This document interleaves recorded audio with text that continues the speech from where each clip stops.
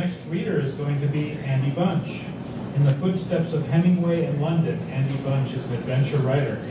He has built a church in Mexico, sung for his supper in Canada, taught archery in Alaska, studied British history and Great Britain.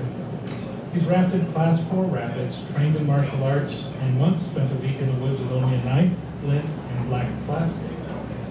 Andy has worked as a technical writer and document control specialist, been a contributing editor on the Salmon Creek Journal and the fiction editor of the Phoenix magazine. Following his 2012 bachelor's in business management, he has pursued his freelance writing, editing full-time. Both his fiction and nonfiction appear all over the web. Come on up, Andy.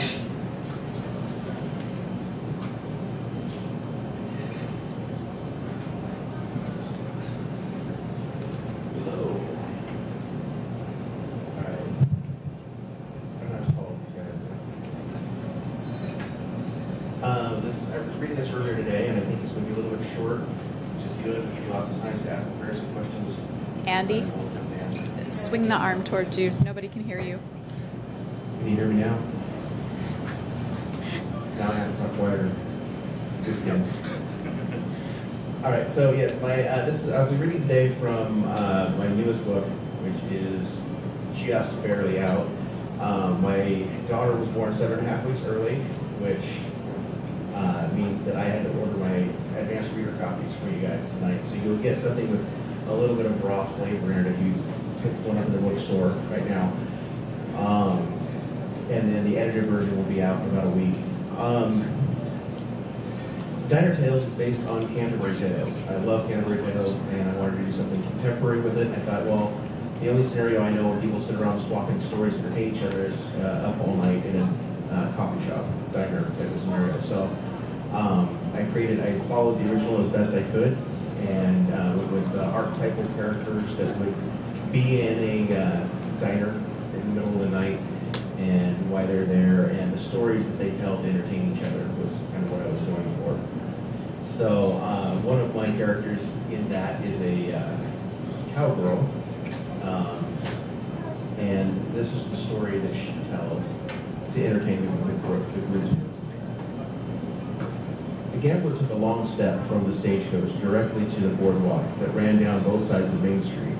6 days of straight rain left a 4-inch deep mixture of mud and dung covering the road. In another week or so, the temperature would drop and the ground would freeze. Then the man might dare step off the sidewalk. The gambler wore a black suit, custom made for him in San Francisco for $25. He unbuttoned the jacket and pulled a $10 pocket watch from the right pocket of a fancy waistcoat and checked the time. In the left pocket rode a silver 2-shot Derringer. The stage driver reached into the coach and withdrew a black bowler hat, a black umbrella, and a black bag, like a doctor might carry, and handed them to the gambler. Carrying everything he owned, the gambler turned and walked into the closest casino. He paid in advance for one night's lodging with the last dollar coins he had in his pocket, and got enough change back to buy 2 whiskeys. Then he went upstairs to his room to wait. At that moment, a dirt farmer with the unfortunate name of Francis English left the general store and trudged across the muddy street. Frank, as people called him, was in a terrible mood and had been for several months. His daughter took sick, and they paid the doctor bill in chickens. Then coyotes had already eaten his roosters. His daughter Francine died anyway. Then his wife died tragically in childbirth last spring, and he buried his grief in hard work. He brought in a bumper crop of hay, as had everyone else apparently, since the price at market was so low he couldn't pay his taxes on the farm. They were coming to take his farm tomorrow, and he was about to do the only thing he could think of about it, drink himself to death. Frank's buckboard plow and shotgun brought a quarter of their real value in the general store, but it might be enough. He tried to sell his pistol, but the clerk wouldn't take it on account of the rust and the squeaky hinge when he tried to cock the hammer back. So he sold the bullets out of it and his gun belt and stuck the rusty antique through his waistband. On the boardwalk in front of the casino, Frank pounded the mud knocked off of his boots before walking inside. He was polite out of habit, even when he had nothing left to live for. Frank had 5 shots of whiskey in him when the gambler came down from his room. The gambler settled into a table and introduced himself by removing his hat. Two men got up immediately and walked off. They preferred a friendlier game. Frank bought the rest of his bottle and joined the group of men at the poker table. As the evening wore on, the rest of the men quit or ran out of funds. Others joined and left as well. Frank continued to drink, though he was having the game of his life. The gambler had a few shots of whiskey too. A crowd gathered to watch as the advantage seesawed back and forth between the two gamblers. Folks knew Frank and his troubles. Most liked him or pitied him. Either way, they were cheering him on. The sheriff asked a barkeep if he was going to keep the place open that late that night, and the answer was, "Hells yes." Finally, there came a hand that looked like a finisher.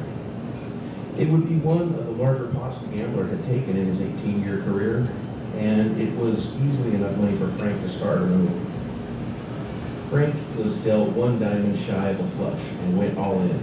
The gambler had a full house, aces and queens. He was trying to read Frank's face before he pushed his half of the fortune in. Frank hadn't bluffed all night, but then Frank hadn't needed to. The gambler had used every trick he had to stay even, and now his nerves were on edge. Could this dirt farmer be an able bluffer who was saving it all night just to put one last nail in his coffin? The gambler studied Frank's foggy, bloodshot eyes like a wolf watching a herd of deer. The longer he watched, the less sure he was that Frank's hand was a dud. Then an answer came to the gambler. The dirt farmer had a good shot at something, but it wasn't a sure thing. This farmer didn't trust his luck to hold out, and he was taking his last best shot at the brass ring before the gambler pushed his money forward and the crowd cheered.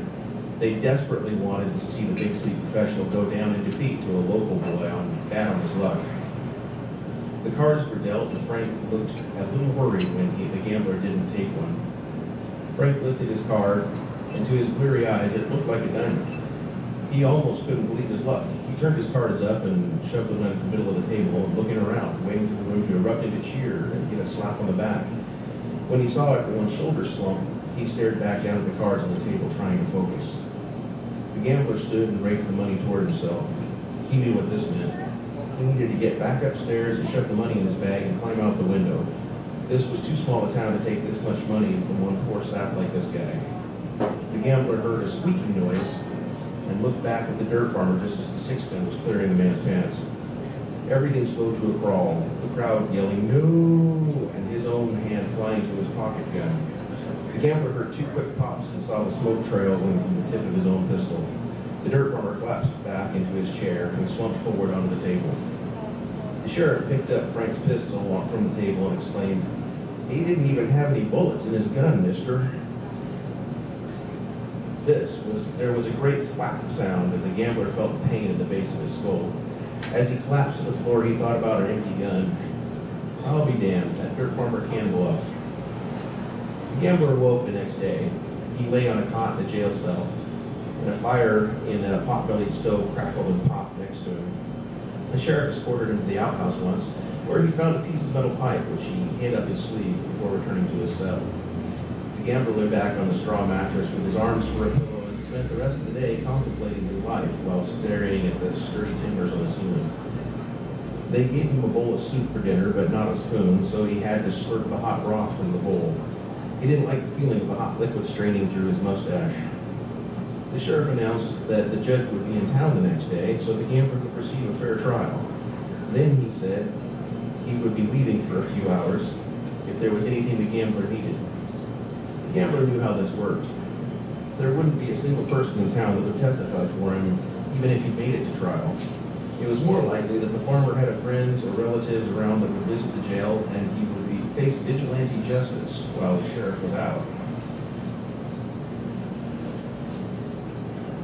The gambler felt around the tender spot at the base of his skull where he'd been struck. There was nothing to do but to feel his head throb and wait for death. The gambler asked the sheriff for a deck of cards to pass the time, and the sheriff obliged him with a very aged set of calfskin cards. He also gave him a pitcher of water in case he got thirsty before he returned. Now, there was nothing the gambler feared more than hanging. He didn't care if it was a quick neck snap or a dangle and strangler kind. He'd just rather the farmer's gun had been loaded. He wanted to go quick or not at all. One way of dying was about the same as the next, but the anticipation of hanging made it worse. You didn't turn a corner one day and get hanged. Pretty much it always came as a result of something stupid you did, and there was always time like this when you hung around waiting to get hung. Staring at the old cards gave the gambler a bit of an idea. The kind of idea that's so subtle you aren't sure what it is. It's only there somewhere in the gray. The gambler looked around at the jailhouse to see if there was anything else he could use. He remembered the length of pipe he found earlier. That would be enough. He knew that the red and black ink on the cards were made from different chemicals that didn't like each other. They would react with the stretched cow skin they were printed on under the right conditions. The gambler soaked the cards in a pitcher of water and used a piece of firewood to bang one end of the pipe closed. Then he crammed many of the wet cards into the pipe as he could and banged the other end closed. The hardest part of balancing was balancing his creation on the stovepipe that vented the smoke from the stove outside. Then he sat as far from the stove as he could, curled up around the straw mattress.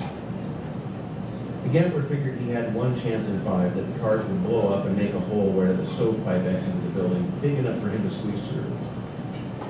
There was another 1 in 5 chance the cards would dry up and nothing would happen. There was a 2 in 5 chance that the pipe bomb would blow up and leave the thick brick wall intact, or shower him with razor-sharp pieces of stove. Death by 1,000 cuts, not much better than hanging.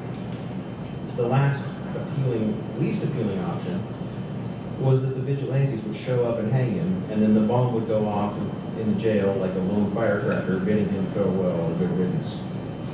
All in all, thought the gambler, it's a chance. Bang! So, I'll leave it to you to decide if the gambler makes it out or not.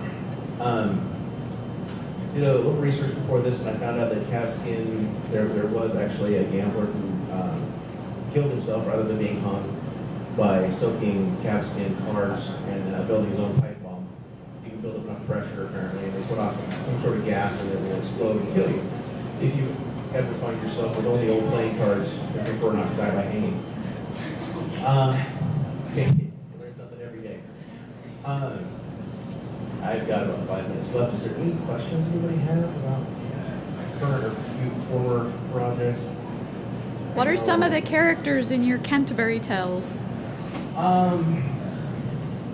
Let's see if I can remember. I slept about 10 hours a day since my daughter came home. I have a Native American who tells an amazing tale. And the cowgirl, I have a career student, college student. I have an attorney. I have a street kid. Got a nerd queen. Got a goth guy. A goth kid tells a gothic tale. It's one of my favorites. I have a soccer mom who's an interesting character, who is there because her band breaks down and she's trying to talk her husband into picking her up. And so there's a lot of back and forth in the background while it's all going on. But yeah, I've been interested in this vehicle for my short stories for a long time. I love the idea, and so I hope you guys enjoy it. Anything else? All right. Oh yeah. When are you going to write the second one for your fantasy series? I'm going to start in November. All right, you guys, thanks.